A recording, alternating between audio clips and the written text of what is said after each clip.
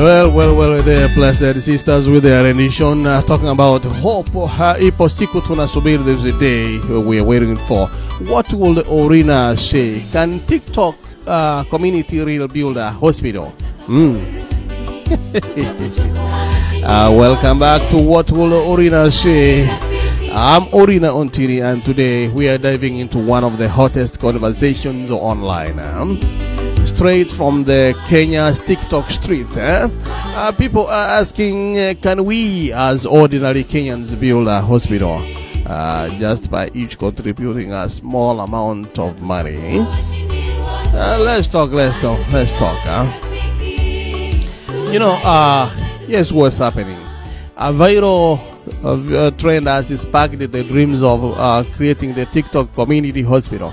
The idea: if everyone contributes just as little as 100 Kenyan shillings, together we could build a modern hospital that gives affordable, even free treatment for things like cancer, heart diseases, and other conditions that are draining families dry.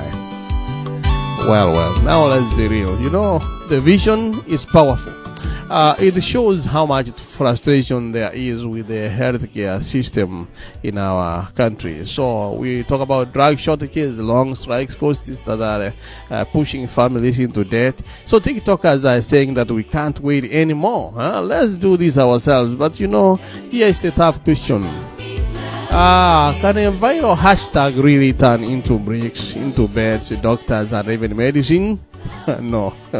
Building a hospital isn't just about raising money once. No, it's about sustainability. So you need land, you need equipment, you need staff, regulations, and a management team to run it year after year. Still, don't dismiss this. Even if the hospital is in the building tomorrow, the fact that this conversation is happening is proof of something bigger.